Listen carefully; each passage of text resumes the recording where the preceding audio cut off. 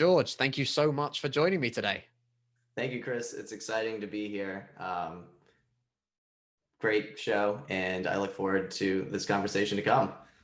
This is going to be good. I am looking forward to it. Before we get started, and we're going to be talking about all sorts of things, and we've already mentioned to each other that we both like a rabbit hole to discover. But before we jump into that, can you tell everyone a little bit about yourself and also how did you get to this point? Okay, great question. I definitely didn't, in high school say, hey, I want to be a digital marketer. Fun fact, I actually, in fifth grade, I found a journal and I had to write a paragraph about a topic, and that topic ended up being marketing. And I wrote about how I felt marketing was the most evil industry in the whole world. And now And you're a big part of it. right, right. It's funny. I don't think I've actually ever told anyone like publicly that, like my friends, sure. But anyways, it talked all about how marketing is manipulation and yada yada, and exactly now we're part of it. And I like to see myself as kind of the white knight in the marketing world. I'm sure you feel the same. And there's just a lot of I I feel like since COVID, I don't want to go into this tangent, but everyone with a laptop's now a marketer. And I've been doing this for 7 years now. And the reason I got into it was because I had a background in marketing and promotions, but not a technical background. And I was in a position where I was helping a partner, mentor, open up a venue, and I was in charge of all the marketing, and I got him to invest a bunch of money into a website through a friend of mine, a connection, and then they never came through with the site. And we're opening night, and I'm like, "Where's the website?" And so obviously, I was going to get more money for the website, so I had to go figure it out. And I self-taught myself how to build sites. Really, it was WordPress themes, and I learned how to tweak CSS, taught myself HTML and CSS, and I really enjoyed it. I was able to knock out two sites because it was a restaurant and a nightclub, so I did one for each, and everyone was like, "This is a beautiful site." And after that venture, I saw the light at the end of the tunnel there. I had some friends who own businesses. The lady who actually cut my hair, Alicia, was opening up an e-com store. So I said, I'll do it for you. And then her husband had a contracting company. So I said, I'll do that for you. And then they had a bunch of friends, and that turned into 30 websites in 5 years, or I'm sorry, 50 websites in 3 years. And then I got this consistent feedback. The sites are beautiful, but we're not getting the results we're looking for. And that there's just this feeling inside, like I'm not doing enough. Like I felt what I actually used to tell clients was, if you build Rome, they will come. And that's so not the case. You gotta show them, you have to go to your clients in digital marketing is what I figured out. You have to identify them. It's just like a business model. When we work with our businesses, or with new clients before we get started, as I'm sure you do as well, you have to do the market research, figure out is the demand there in the first place, and then you build your plan around that. But so I learned how to do that after the first 3 years. And then I discovered the beauty of a retainer-based model agency, which is a lot better than jumping from one contract to the next, one website to the next. Talk about sleepless nights. And that allowed me to hire some people to scale up. And so for the past 4 years, I have really, really obsessed over how to generate leads online. And we've tried. I did SEO when I was doing the websites. I also tried social organic in that time period. SEO, some wins, some misses, and then social organic. I thought if you put a ton of effort into it, it'll work. That's not the case. You know, but a mentor told me that the reason I got into Google ads so much is because he said he built his empire off of it. He built and sold a multi-million-dollar company, and he said without Google ads, it wouldn't happen. And I was like, okay, there's something there then. And then I discovered Google gives you a bunch of data that you can play with, open source search data. And then I was like a kid in the candy store. So I'm always the guy that needs to know everything in life. And so I just went down a major rabbit hole for the past 3.5 years, built software around predictive analytics, and that's where we are now. There's so much to digest in here, but the Yeah. like I'm going to go back and start with the whole build it and they will come.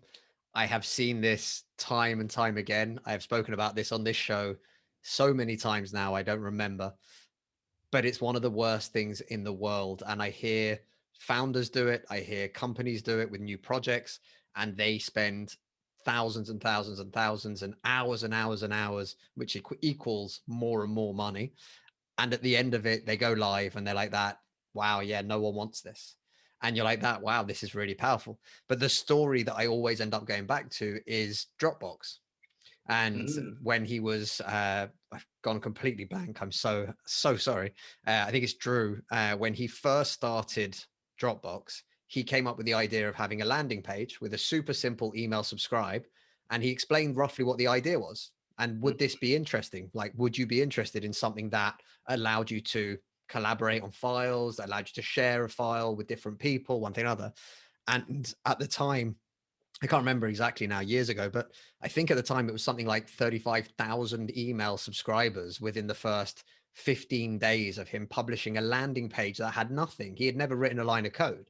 But mm, when you do something like that and you see that kind of response, you're like that, right? I'm onto something. Like this mm. is something that people want. So that is like the first point that I think is huge that you've just mentioned there. But then we're getting into Google AdWords. Google has so much data, let's be honest. And I know a lot of people that are listening to this possibly don't like the big tech giants for all the data they mine on us and everything else. As business owners, all this information equals we can know and we can look at and predict to a certain element, guesstimate maybe is the better word, but we can predict what people look for, what people are searching for, how people do things online, and also how they behave online. So Right. can you talk a little bit about, in the sense of Google AdWords, if somebody's listening to this and they haven't started with Google AdWords, what's one of the ways to make sure that they don't waste their hard-earned cash very easily, very simply, very quickly? And what's some of the easy ways that they can get started? Oh, wow. Um, that is, you nailed it as far as how not to waste, right? When Google, I think there's a big, well, you don't know what you don't know in life. So we'll start there. And I think what's most important to know about Google Ads is that you have to understand Google's largest source of revenue is their ads. They're making over 200 million, maybe $300 million a day at this point, off of their advertising. And so the way that they make that money is through when people click on the ad, right? And so when a user signs up, a novice first time user signs up, they're going to point you in the direction of saying, type in some keywords. So I'm a landscaper, right? So I'll put in landscaper, I might put in hardscape, maybe paver patios, right? And then Google's going to say, great, thank you for that. Now give me some ad copy, some headlines, some text descriptions. And they're going to then put your ad in front of anyone that their machine, let's just say machine, feels that associates or has any form of interest in clicking that ad. Whether or not they actually have the intent, and the keyword is intent here, of making a purchase, that they don't care about that part. It would be nice if they do make a purchase, but at the end of the day, what they really care about is that click. So if you're just starting out, the key is to avoid clicks, right? But that's not so easy to do, because Google doesn't want you to avoid the clicks. They want to just put your ad wherever someone thinks that, or they think will click.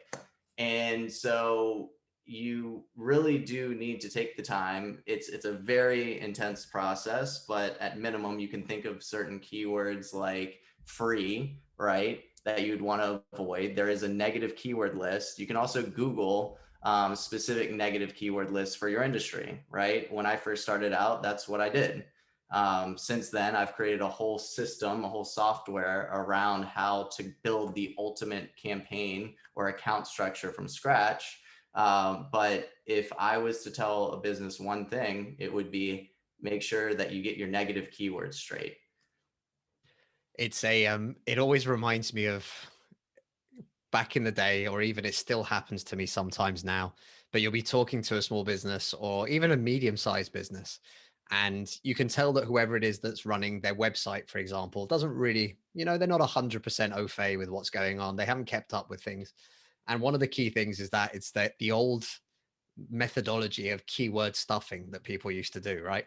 Mm. So they'll be like that. Yeah, yeah, our website is optimized for here's the 600 keywords that we put into the metadata. And you're like, that, the what now? And I think Google, like you said, again, it is a business. And I think maybe it is a little bit evil in that sense, because it's very easy to get carried away and for it to suggest more keywords, and great, you should add more keywords. And like you said, a lot of people don't know or understand what the implications of this is.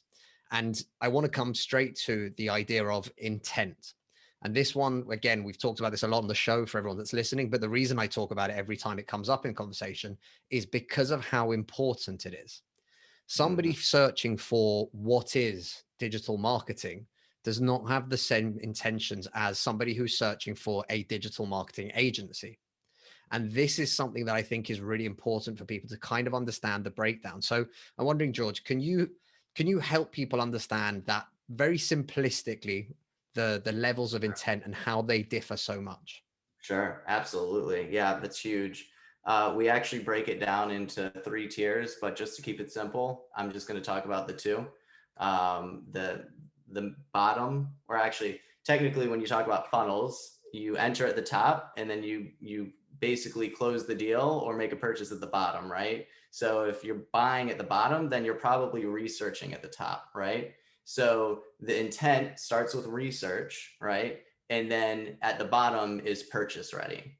And when it comes to search, Google Ads, which is people typing into Google what they are interested in, whether it is researching a product or buying that product, you typically can tell. Actually, I should say you can't typically tell. More so, the in between, the third one I didn't mention, which is really the unknown. They could be researching, they could be buying, is about 70 to 80% we found.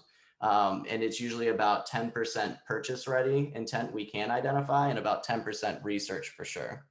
And so the difference there, in an exact example, is if someone is searching for uh, a top quality landscaper near me, right? If someone's looking for top quality, the intent is most likely that they care about hiring someone that's going to give them a good job, right? Or a good experience. Another one would be cheap, right? Cheap landscaper near me. We know that their intent is to buy, but we probably want to avoid them depending on the client, right?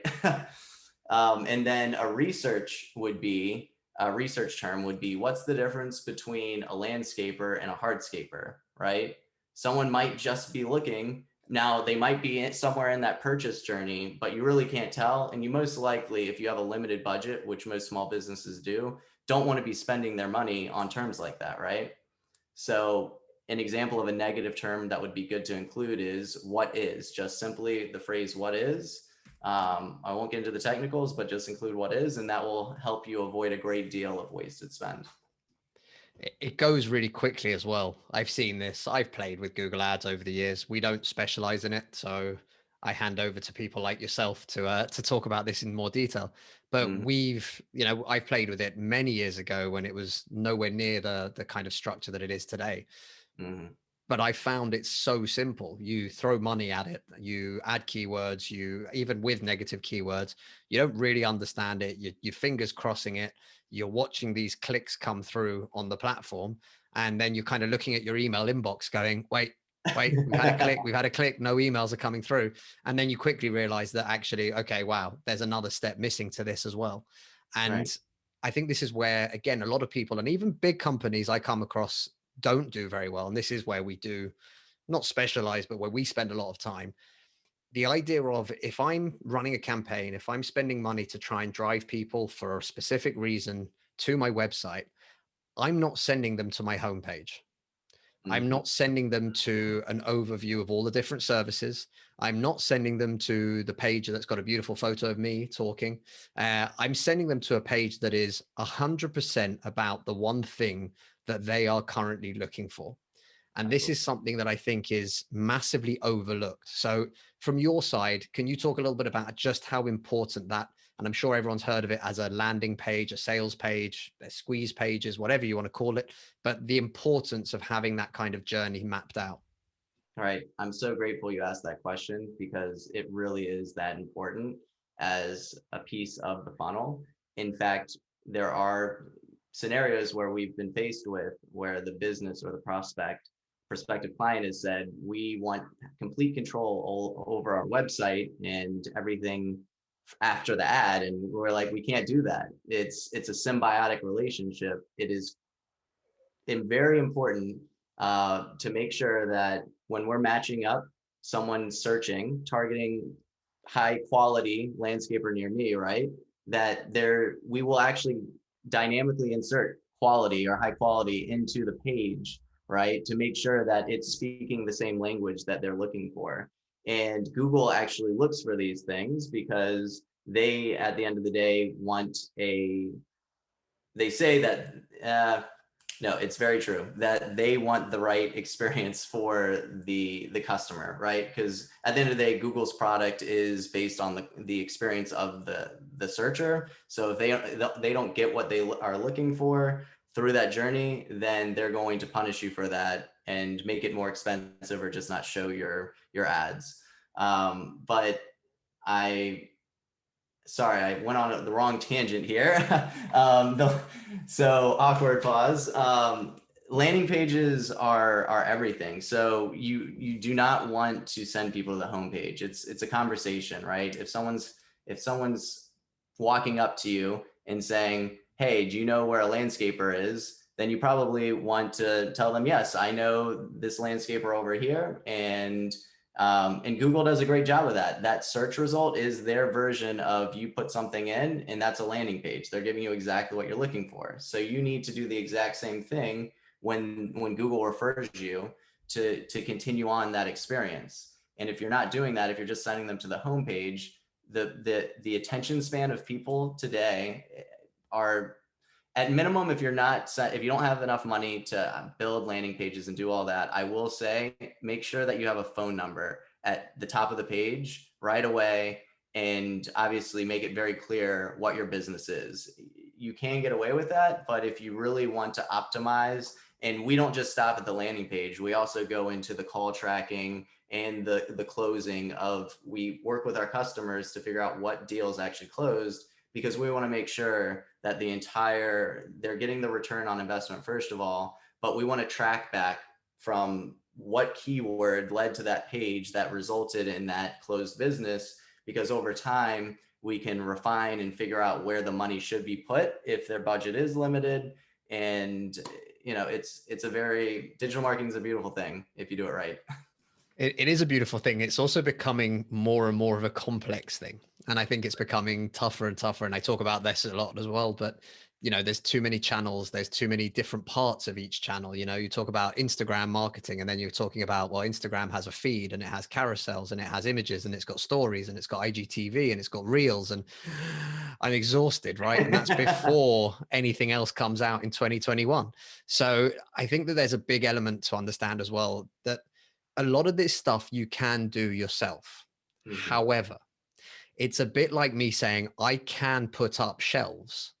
That's not the same as building the entire house, right? I can do some manual labor, I can do some DIY, but I can't build an entire house. And the reason why I'm saying this is because there's a lot of people that'll be like that. Yeah, like I can do social, I can do ads, I can do Google AdWords, whatever it might be. It's not that complex. And you're right. And there's a ton of content available for free. What it Mhm. takes, though, is a ton of experience of actually having done it to start figuring out the pitfalls, to start figuring out where those absolute sinkholes that destroy your budget overnight almost because you clicked the wrong button, because you didn't realize it was a daily spend, not a weekly spend or whatever else. You forgot to set a limit on your ads for that particular day, whatever it might be. And you can suddenly find yourself like, brutal in the position whereby you've blitzed your ad credit, you've blitzed your ad budget, and you've Mhm. ended up with nothing for it. And I Right. think that the idea of what you've talked about there is really interesting, which is it's a whole picture. It's not one thing. It's not just doing Google ads. It's not just Mhm. about getting people to click, which then takes them to your website. It's this whole process. And I wanted to jump in a little bit to probably towards the end of the funnel or the end of the process. Mhm. For me, this is really important for a lot of businesses. And we talk about this taking the time to understand what's actually going on in your business, taking the Mhm. time to understand who your clients really are, like the ones that you're working with already, taking the time to understand where they found you, how they found you, taking the time Mhm. to understand where they live, what's their kind of demographic, what's their wealth bracket, even. Because all of these things will help you to try and one, distinguish who this persona is that you are trying to target online. And that's going to help with everything from language on your website to copy on the ads to wherever, everything. However, it's also going to help you to look at your sales process. And this is what I'd love to understand from your point of view, because you mentioned it there, and we're probably going to go down a rabbit hole now, but I'm okay with that. Um, the sales process itself, does it take you 5 calls to close a deal? Mhm. Does it take you 3 calls plus 2 home visits plus 5 follow-up emails for every deal that you close? And by the way, there is no wrong answer in this. Like every business, every industry, every space has something different. Right. And the reason I'm saying that you need to understand this is because that's the driving force to then start working backwards to figure out what this actually looks like. Like if Right. you get a lead today, does it usually take you 6 months to close that deal because you sell super expensive, high grade enterprise software? Right. Great. Okay. Well, we know that that's a 6 month process. So anything you do today is going to take 6 months to show results. That's the Mhm. first thing. So asking someone to get you results in 3 months, impossible. Don't do it. But even more importantly, it's going to start you to allow you to break down what that process should look like. So Right. what's your thoughts on this and how do you help people to kind of, because I'm guessing you've had the experience like I have. Some people don't know any of this. They've never really taken the time to look at it and really understand it in their business. Right. Absolutely. Yep. It's a very important part of the discovery phase, which is before we make a decision to work together. So the first thing we do when we're learning about a new opportunity that's reached out to us, scheduled an appointment through our website. They'll do a quick survey so that we can understand a little bit about them, like what's the capacity. So how many more projects could they take on, or clients could they handle over the next month, right? We ask about their budget, just some high level stuff. But what's really important, what you just touched on, was once we get them those leads, how many of them are they going to close on average? What's the close rate? And we try to break it down by line item. So every service that like a landscaper has got a whole bunch of different services that they offer, and so each one's going to have a different close rate associated, as well as average revenue.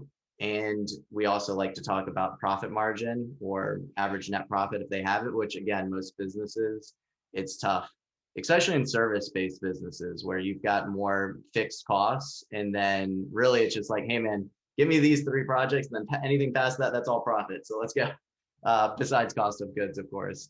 And so we absolutely want to understand that. And then as far as the lifetime value, are these clients coming back over time? Are they monthly clients? Are they maintenance clients? Right?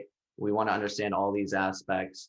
And then I have to be honest, I'm really excited to be getting more into the client sales cycle. We have just in the past 6 months built into our process, our own SaaS process, or basically a it's a nurturing process, right? So from after they call or they reach out on a form, we want to reach out to them within 5 minutes. So we have a software now that will automatically follow up with them, insert first name, hey Joe, I saw that you reached out. We look forward to speaking with you. We have an appointment nurturing scenario, a day out, 2 hours ahead of time, 3 minutes before. Here's the link to our call. So we're beginning to implement that now with our clients. And so we actually have a whole drill down, deep dive with our landscaping client up in Fairfax, where we want to know every little detail, and so to be fair, or to be transparent and fair to this podcast, I can't speak too highly about the process. Maybe my business partner, John, who's more ingrained in the account management side of things could, but I can say that is, over the next few years, going to be absolutely critical for a marketing agency to be getting into, because if they're not keeping up with the database of leads and helping work with their customers and nurture them through the process and understand all the little details, I think that's going to be a major disadvantage to any agency. I think this is, again, and for me, it's one of the most fascinating parts. So we work primarily with small businesses.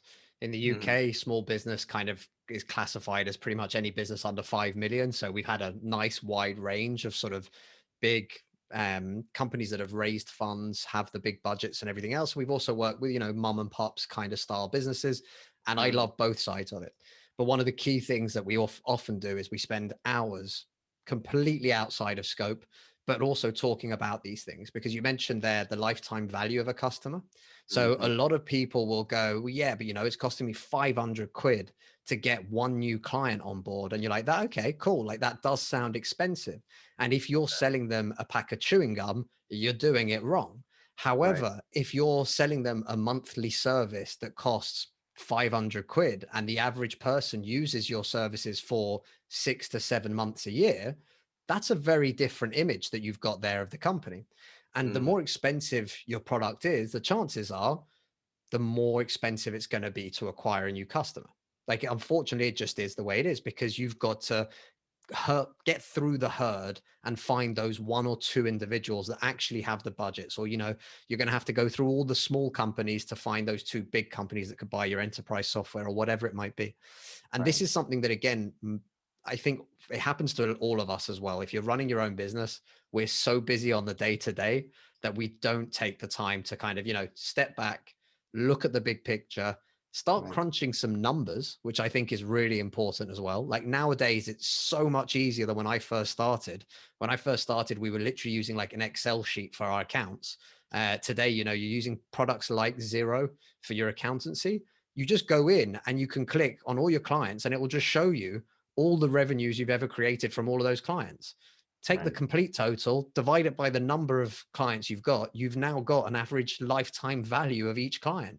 Now, when you start to look at those numbers, you'll probably be quite shocked, because you have repeat purchases. You've got people that come back. You've got people, and especially in your industry as well, I'm guessing there's like seasonal trends, which will make a difference, right? People wanting the garden to be ready, about this time of year, March, April, and they're going, right, quick, now get the garden ready so that I can really enjoy it this summer, or preparing things for winter, anything like that.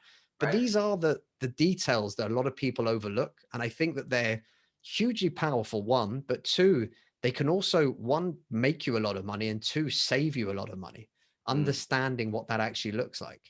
Right. Yeah, absolutely. And you mentioned database DVR. That's a technical term for database recovery campaigns, which is something that I think a lot of businesses, they understand it, but they don't think about, how can I implement it in a way that doesn't break their company, or it's too overwhelming to think about. Let's just focus on the business we currently have. They don't understand that if you use a software that's available today to reach out to, let's say you have 200 customers over the past 10 years that you've worked with, all you have to do is submit a simple campaign through a software, and you might get 10%, 20% of those customers to reactivate and be current customers again.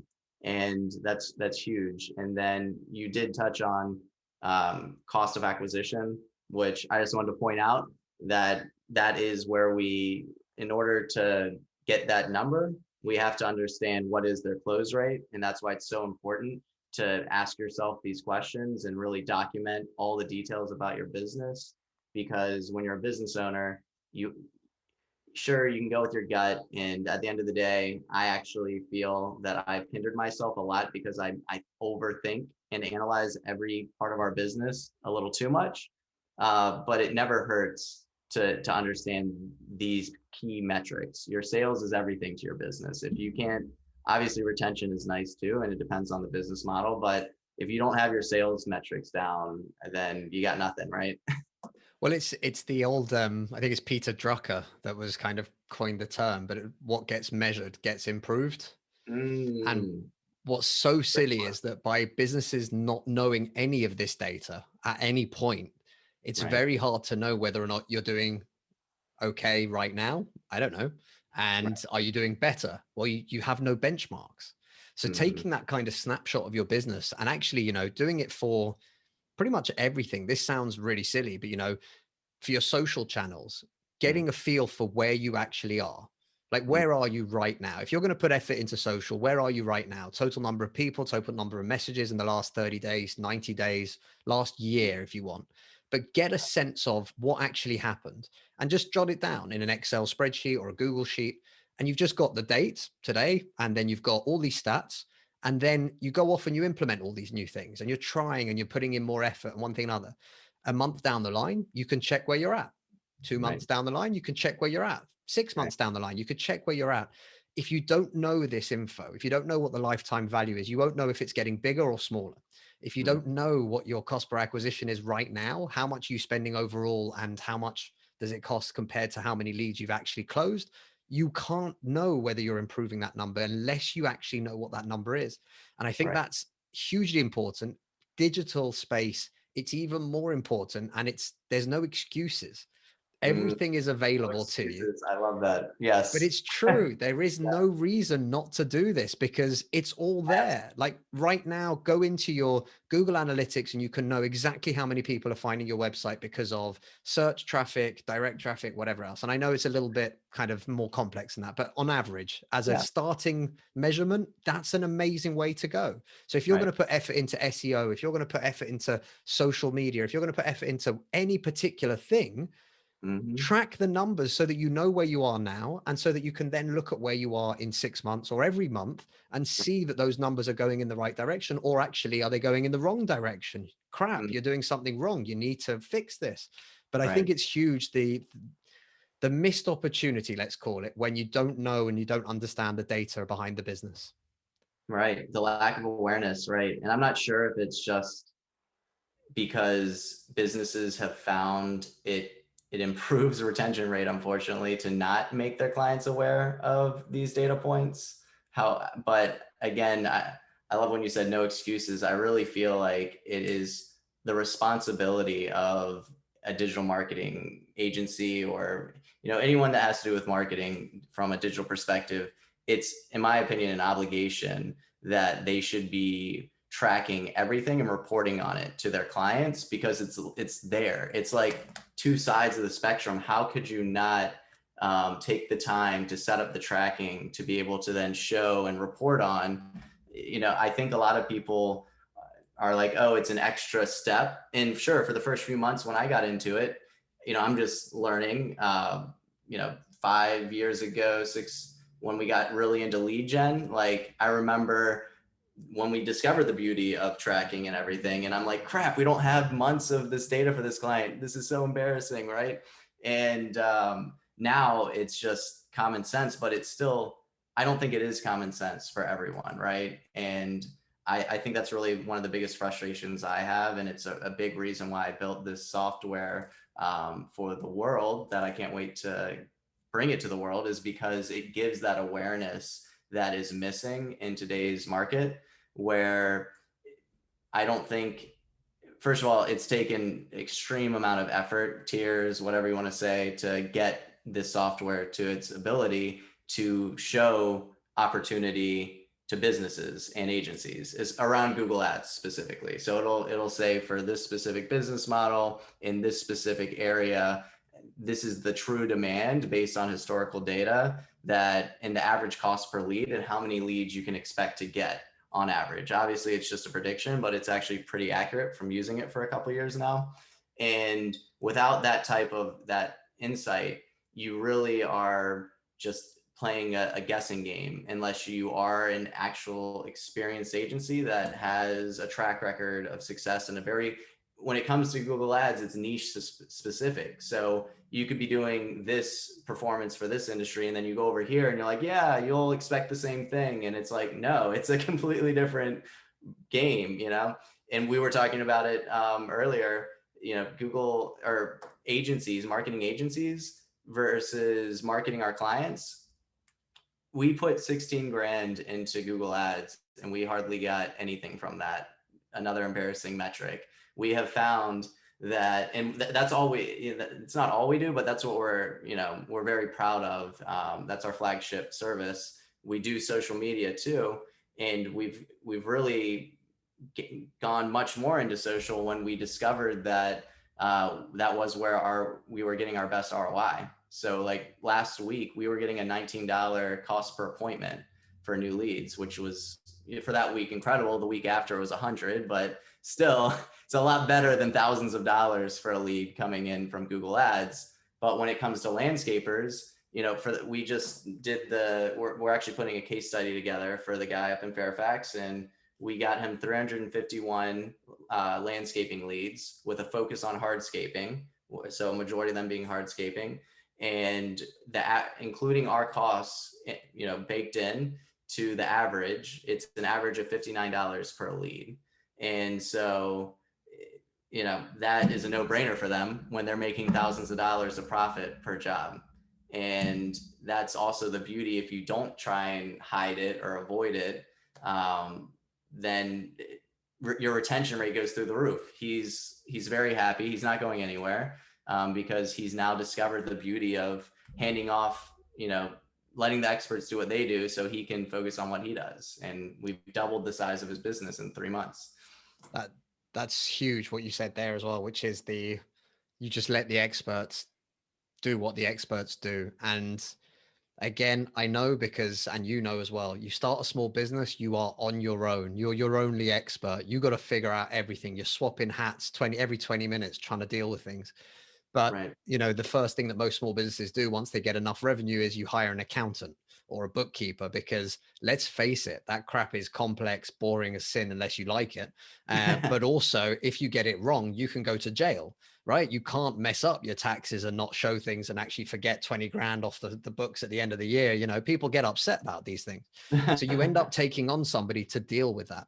And I think what can be problematic, and I say this again, if you're in those early stages, you've got to do everything yourself. You don't have those budgets. But as you start to get budgets, get an expert to build your website, get an expert to do your social media. And when I say an expert, I'm going to be really clear about this. And I'm going to be posting something on LinkedIn probably later today about it. There's an advert that keeps coming up on my social media. Hire a social media expert for just £300 a month. And I'm like, that. Cool. Like, you know, I'm going to start an advert that says, I'll write you a tweet for £1.50. I mean, it's not going to be a good tweet. It's not going to convert anyone. It's going to have nothing of any interest to do with who you are, but I'll scribble down, you know, 260 or 280 characters for you and just send it across. Just give me £1.50. Sweet. Done. This is the best job ever. Like literally it'll take me 30 seconds and I can knock out hundreds of these every hour and I'll pull in some good money. This is great. Right. That's not how this works. And the same thing is true with your Google AdWords. And I know the position everyone's in. I've been there. We all have when we first started, but you need to work towards that building up of, right, I've got enough money. I'm going to do something, do it properly. Find someone that you get on well with, that you can work with. I think this is super important as well. No matter how flashy their results and everything else, if you just don't vibe with the person when you first meet, don't do it. Find somebody else. But you know, find the right people to do the right jobs, get professionals in, agencies, freelancers, even, as long as they've got the backing to showcase that. But do these things and do them properly, because otherwise what ends up happening, and I've had hundreds of these conversations over the years, people will tell me that social media doesn't work. Google AdWords doesn't work. My website isn't how I get business. And I've had all of these conversations. Video doesn't work. And it all comes down to, like, you know, my brother's nephew's girlfriend recorded this video for me and she threw it up on social media and that didn't convert anyone for us. And why not? Video shit, it doesn't work. All of those things. So I really do, I'm pushing hard to say that, but get yourself into a position, choose one thing to start with, but get professionals that can help you and that can actually realistically, hopefully not steal your money, but actually say to you, with this budget, you're not going to be able to do this. Or with that kind Right. of budget, you got to lower your expectations. There's a chance this won't work. Right. Real agencies that care will have those conversations with you. They Right. will say, we can't guarantee results. However, we can tell you that in previous campaigns, we've got numbers that look like this. All of those things for me are really important. Excellent. George, before we wrap up, there's something that we were talking about, and your new software, which I'm kind of excited about because I think this could be very interesting as well. Your new software, you've been working on this for years, and you've been honing a way of basically taking all this inputted data and the output that comes from Google and finding ways to actually get the right balance for different clients in different industries. You're Right. now in a position where you'd like to get this in front of some lucky people to have a look at and to see Right. what this would look like and see how this would work. So I'm going to hand over to you to give people a little bit of the spiel about it so they can understand it better, because I'm probably not describing it very well. But also to let them know how they can get in touch with you to be able to actually get involved in this process. Okay. Yeah. Thank you, Chris. I touched on it a little bit earlier when I mentioned, having the ability for a business to say, I'm a landscaper or I'm a lawyer or whatever the case may be, and say, all right, I'm going to look for Google or a marketing agency and I have no idea what to expect. Or I've been burned in the past and I still am confused. Was I wrong? Were they wrong? What's going on here? And so what this software is going to provide is that clarity that's really missing right now. It is a keyword planner at the end of the day. However, we try to look past all the chaotic, or complex keyword aspect of it and really break it down into layman's terms for business owners. So what we've done is create a process where businesses can answer a list of questions. Really, do you do installs? Do you do repairs? Commercial versus residential. It's all about that intent that we were talking about earlier. And so they give us all the answers to what they care about. Maybe they don't want to do tar roofs. They only want to do shingle or tile, right? If we're talking about a roofer, or maybe just hardscape. So anyways, the point is this software is going to allow them to turn on and off these variables and show them the actual expectations for their market. So they'll pick their specific county or city or multiple markets, states even. And then it's going to say, this is the demand. So this is how many leads on average over the next 12 months. For each month, it'll be different depending on the industry, for sure, because seasonality plays a role there. And then this is the cost per lead, per month on average. And then if you were to do 12 months, or if you were to do, for this month alone, how much do you think you need to spend for Google, right? And then I'm considering, do we want to put in like an agency budget calculator that will then calculate that into the cost per lead so that they can really break it down for their own business? Does it make sense? And so I'm looking for businesses that would be willing to look at what we currently have. We've been using this process for years now in-house, but we've actually taken the time to hire a business analyst with a development background to take all the logic, extract it from the way we've been doing it, and build it into hundreds of pages of product requirement documentation. And so we're at the point where we want to build it, but we have been given some really good advice that we should probably speak to as many people as we can, show them the mock-ups of what the screens could look like if we built it, show them, and just get a bunch of feedback. And so I'm looking for anyone under the sun. You don't have to be a landscaper. You don't have to be any specific industry. If you'd like to see what we're working on, please reach out to me on LinkedIn. My name is George. You'd probably be helpful to type my middle name, Grandis, which is Grandis, Copeland, and I'm sure Chris will link as well. And just reach out to me, send me a message, say, hey, I'd love to schedule a call, and or just schedule a time to speak about this, and that would be super helpful. And if you do need help from a consulting perspective, if you have any questions about Google Ads, I'd love to speak to you. no pressure. There's multiple different stages or life cycles of a business, and not everyone is ready to pull the trigger on a bigger agency expense. But I do want to point out that one of the biggest hurdles we have when we try and get new customers is that leap of faith scenario. And it's important to address the fact that if you do go with someone cheap, right, that there's not just the chance that you're not going to get the results that you were hoping for with that, but you have to take into account, calculate the cost of your operating capital. So depending on the business, not only did you not get what you were hoping for with them, but now a month, maybe 3 months later, you've just spent all this money on overhead, and you're actually worse off than if you had just spent that, coughed up the initial funds to get the results you actually needed, right? So is that a good summary, Chris? I think so. Yeah. I was going to say, often the case is buying cheap is expensive and buying expensive is cheap. And, I'm not saying that means go for the most expensive agency, because that's probably not the right result that you're looking for. But what I do mean by that is, if something sounds too good to be true, i.e., all your social media taken care of for £300, that to me means nothing. It's a nonsense thing, depending on how many posts, what kind of posts. Do you need professionally created videos? Do you need animated explainer videos? Who's the target audience? Are you going to need to spend money on ads? There's 1,000 questions that should be asked before somebody even gives you a price. So that's the main thing. And again, I really believe in this: find the right relationship. If you don't get on with the people that you're going to have to work with, and you're entrusting with your hard-earned cash to invest, and they don't really seem to get on with you, they don't have an interest in you, your business, your niche, they don't really understand who you guys are, then it's going to fail as well. Because the key thing, and again, we actually cancel contracts. Like, we don't really do contracts anymore, but we work month to month. But we will stop working with people if there is friction, if it's not a good relationship, if every time we present something they're like, that no, that's not what we want this.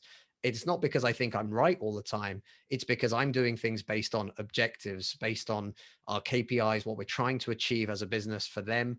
And also, more importantly, I'm also doing it with 12 years experience doing this.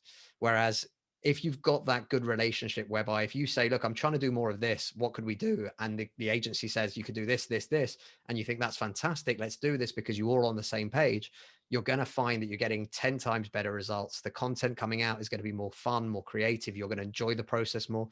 So that's the main thing that I kind of think that's important. But George, this has been absolutely awesome. I want access I want a call with you to see this, because this sounds incredible. I'm looking forward to checking that out. In the meantime, I will drop links so that you can find George in the show notes and on the website. But George, thank you so much for coming on today. Thank you, Chris. This is great.